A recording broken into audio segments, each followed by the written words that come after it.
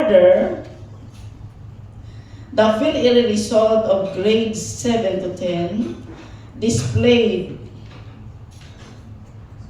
19 out of learners are in the frustration level.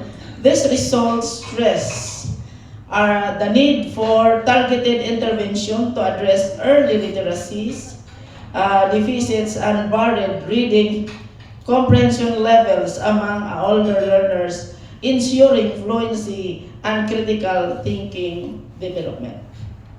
So we have the implication and strategic action. In response to these challenges, a multifaceted approach is essential, strengthening the curriculum to include comprehension, focus activities on all grade levels can bridge the gap between basic and functional literacy, localize and contextualize learning materials that reflects the region's rich cultural and linguistic diversity will enhance engagement and relevance. Targeted intervention for at-risk groups are critical. For example, boys and older learners can benefit from community-based programs and digital tools that ensure accessibility and promote engagement. Early grade reading programs should leverage data from CRLA or the Comprehensive Rapid Literacy Assessment and the PhilERI or the Philippine Informal Reading Inventory to design precise evidence-based intervention. To empower educators, capacity building initiatives must focus on differentiated instruction and literacy strategies that address diverse learners' needs. Additionally, robust monitoring and evaluation frameworks using plans and other tools are vital to track the progress and inform policy adjustment. Lastly, partnership with local government units, NGOs, and the private sectors can amplify our efforts, especially in underserved areas, by providing resources, shared expertise. We have our existing programs and projects to address literacy gaps.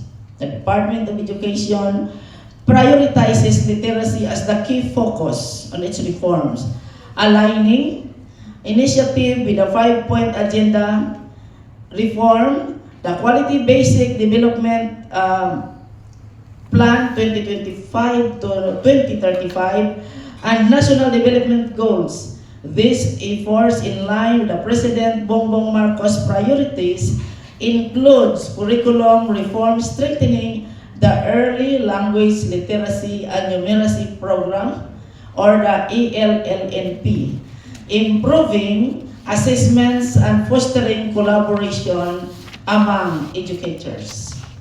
Starting in 2025, the Department of Education launched targeted summer programs to address learning gaps and improve functional skills. The initiative includes the National Literacy Remediation Program for Grade 4 learners and several regional efforts. The Department of Education also addressed alternative learning system, literacy challenges through programs like the Basic Literacy Program, or the ELP, and the Functional Education Literacy Program, or the PELT.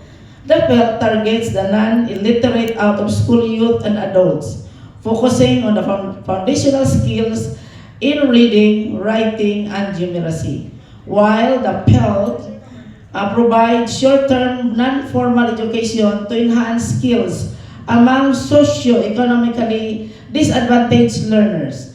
These efforts are bolstered by community-based learning centers that made literacy more accessible. Collaborative initiatives further strengthen literacy efforts. The Literacy Coordinating Council, in partnership with the Department of Education and the ILG, support community literacy programs, mapping and advocacy across 300 local councils.